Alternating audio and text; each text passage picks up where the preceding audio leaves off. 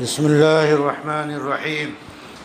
اللہ گرامی، انسانوں کو جس انسان کے ادب و احترام کرنے کا حکم دیا گیا ہے وہ سب سے افضل ترین انسان سید الرسل فخر الرسل سید کائنات محمد صلی اللہ علیہ وسلم کی ذات گرامی ہے۔ آپ کی عزت، آپ کی عظمت، آپ کا ادب، آپ کا لحاظ، آپ کا نثار ہونا، آپ کا قربان ہونا، آپ کے نام کا ورد کرنا، درود و سلام پڑھنا، یہ سب سکھایا گیا ہے۔ اس کے باوجود محمد صلی اللہ علیہ وسلم برگزیدہ شخصیت ہیں، لیکن آپ کو معبود نہیں بنایا گیا، آپ کی پرستش نہیں کی جائے گی، آپ کے سامنے رکوع نہیں کیا جائے گا، آپ کے روضہ اقدس پہ جا کے سجدہ نہیں کیا جائے گا، یہ ساری چیزیں شرک ہے۔ ادب و احترام کا تقاضا جو ہے وہ وہی ہے جو اللہ نے سکھایا۔ ابھی جو سورہ پڑھی گئی اس میں کئی آداب بتائے گئے ہیں۔ ایک تو یہ کہ رسول اللہ صلی اللہ علیہ وسلم کی بات سے پہلے آپ کو کوئی بات کہنے کا حق نہیں ہے۔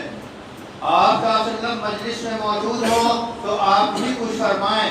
کسی مسئلے میں رائے دینا جب تک کہ رائے طلب نہ کی جائے نہ دی جائے۔ اسی طرح ایک ادب یہ بتایا گیا کہ اللہ کے رسول کو جس طرح آپس میں ایک دوسرے کو بلاتے ہو، مخاطب کرتے ہو، اس طرح مخاطب نہ کرو، بلکہ عظمت کے ساتھ یا رسول اللہ، یا اے اللہ کے رسول، اس طرح خطاب کرو۔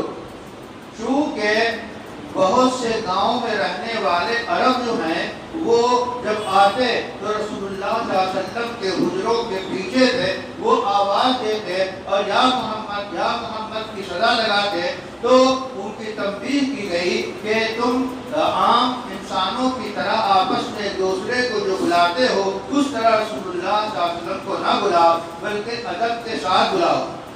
ایک اہم بات یہ بتائی گئی کہ وَلَا تَرْفَعُوا أَصْوَاتَكُمْ فَوْقَ صَوْتِ النَّبِيِّ، کہ جب نبی صلی اللہ علیہ وسلم گفتگو فرما رہے ہوں، موتی جھڑ رہے ہوں، تو کوئی تم میں سے اپنی آواز رسول اللہ سے بلند نہ کرے، سب جو ہے اونچے لہجے میں بات نہ کرے، بلکہ نرمی کے ساتھ بات کرے۔ اس آیت کے نازل ہونے کے بعد کہتے ہیں کہ حضرت عمر جو ہے بہت بلند آواز کے تھے، لیکن ایسے بات کرتے کہ سننا مشکل ہو جاتا رسول اللہ صلی اللہ علیہ وسلم کو، اتنے ادب سے بات کرتے۔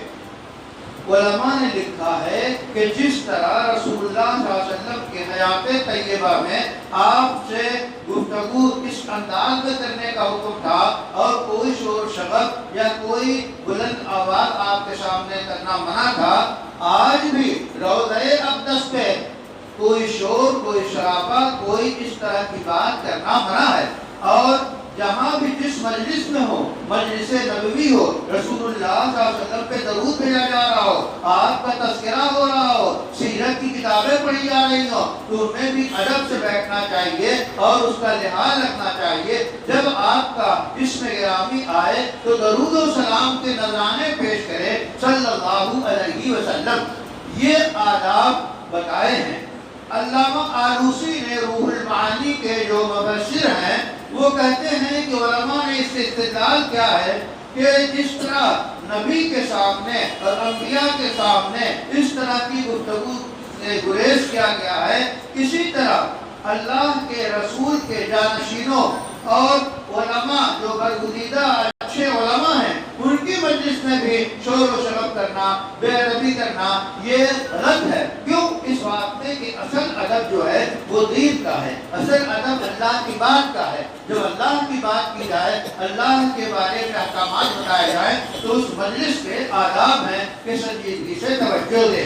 رسول اللہ صلی اللہ علیہ وسلم کے ادب و احترام کے بعد جو سب سے زیادہ ادب کے مستحق ہیں وہ سیدنا ابو بکر صدیق ہیں، پھر صحابہ کرام ہیں، ابو بکر ہیں، عثمان ہیں، حضرت علی ہیں، عشرہ مبشرہ ہیں، پھر تمام صحابہ کرام، ان سب کا ادب سے نام لینا چاہیے۔ ان کی شان میں کوئی ایسا جملہ جو غیر مناسب ہو ادا نہیں کرنا چاہیے، اس کا پاس و لحاظ رکھنا چاہیے۔ اللہ تعالیٰ سے دعا ہے کہ ہمیں رسول اکرم صلی اللہ علیہ وسلم کی باتوں کو ماننے، ادب کرنے، آپ پہ درود و سلام کا نذرانہ پیش کرنے کی ہمیشہ توفیق عطا فرماتا رہے۔ ربنا تقبل منا انك انت السميع العليم وتب علينا انك انت التواب الرحيم برحمتك يا ارحم الراحمين۔